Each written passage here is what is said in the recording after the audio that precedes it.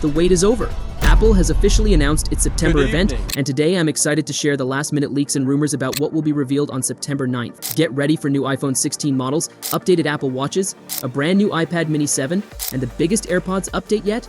So, without further ado, let's dive into the 4 new iPhones coming in 2024. This year's iPhone lineup looks a lot like last year's. 2 iPhone 16 models on the lower end and 2 iPhone 16 Pro models on the higher end. However, the big difference this year is that all 4 iPhone 16 models will share the same new AI features that Apple introduced with Apple Intelligence a few months ago. These features include an upgraded version of Siri that's smarter, better at understanding you, and even has ChatGPT built in. There's also a new set of writing tools that help you phrase things in a more professional or friendly way, which is now standard on the iPhone. One of the most exciting new features is called Gen Emoji, which lets you create custom emojis just by describing what you want, and your phone will generate them instantly. You can also edit photos in cool new ways, like removing people from the background to get the perfect shot. But these AI features were also added to last year's iPhone 15 Pro, so what makes them special on the iPhone 16? It all comes down to the new dual chips, the A18 for the iPhone 16 and the A18 Pro for the iPhone 16 Pro. While last year's iPhone 15 Pro can handle the AI features, they'll be much faster, more efficient, and easier on the battery with these new chips. Plus,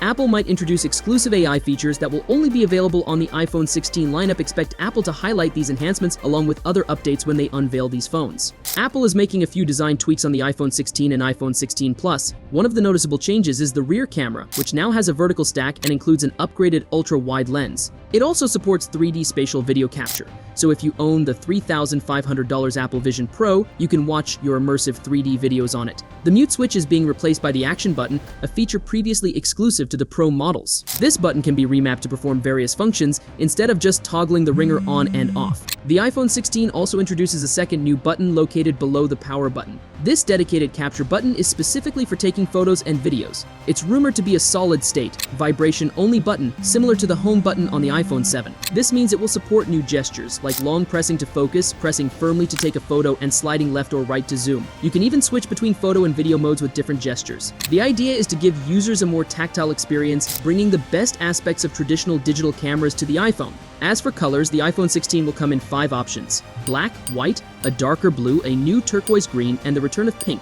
Other features like USB-C at the bottom and the same 6.1 and 6.7-inch screens with dynamic island remain unchanged. Apple is making the screens on the iPhone Pro bigger this year, with the largest iPhones they've ever made. The screens will increase by about 0.2 inches, bringing them to 6.3 and 6.9 inches, which also means the phones themselves will be slightly larger. The batteries inside are getting bigger too, thanks to a new stacked battery technology. This tech lets Apple pack more battery material into the same space, potentially increasing battery capacity by nearly 10% for the smaller iPhone 16 Pro, which is a significant improvement. The new batteries will also be metal-plated, which should help them last longer and manage heat better. Plus, if your battery runs low, you'll be able to charge it faster. Rumor has it that the charging speed could go up to 40 watts with a wired connection or 20 watts with MagSafe wireless charging, which is a big jump from the current 27 watts and 15 watts. If you're getting the iPhone 16 Pro, it's probably for the cameras. Apple is upgrading the Pro's cameras with new features like a 48-megapixel ultra-wide camera and a 5x telephoto zoom lens, which is now available on the regular Pro, not just the Pro Max. There's also a new photo format for capturing higher resolution images and the ability to record Dolby Vision video in even better quality. The new capture button is coming to the Pros too, working the same way as on the less expensive iPhone 16s.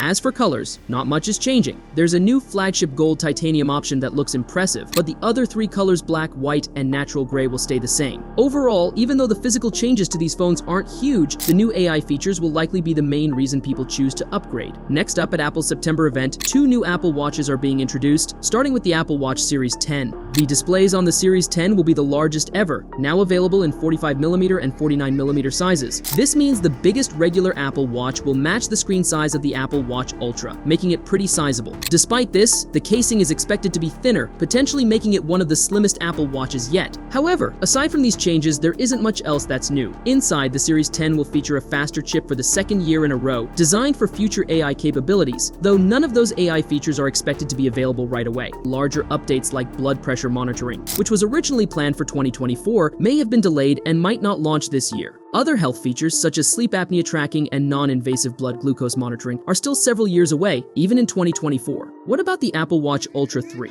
Unfortunately, it's not much more exciting this time around. The design stays the same, with the only new addition being a black titanium color. There's also a new chip inside, but overall, not much else is happening with these Apple Watches. While a major redesign was expected this year, it looks like we'll have to wait another year for that. Next, we've got some breaking news. Apple is likely to update the iPad mini at their upcoming event. It seems that stock in Apple stores is running low, and rumors have been swirling all year that a new iPad mini is on the horizon. However, the update this year is expected to be fairly minor, with Apple mainly doing a spec bump by upgrading the chip inside. This will allow the new iPad mini to support the latest Apple Intelligence AI features, which the current model doesn't. So, if you were hoping for major changes to the iPad mini, it looks like that won't be happening this time around. That being said, Apple has another product coming at this event that could be a big surprise: the new 4th generation AirPods. The last update for these AirPods was almost 3 years ago in 2021. Since then, they've been Apple's mid-tier option, not as basic as the AirPods 2, but not as advanced as the AirPods Pro. However, this year, Apple is combining the best features from all of its AirPods into this one product. The AirPods 4 are rumored to have a new design that blends the look of the current AirPods 3 and AirPods Pro, and they'll support active noise cancellation for the first time outside of the Pro lineup. Inside, they're likely to have the H2 chip from the AirPods Pro,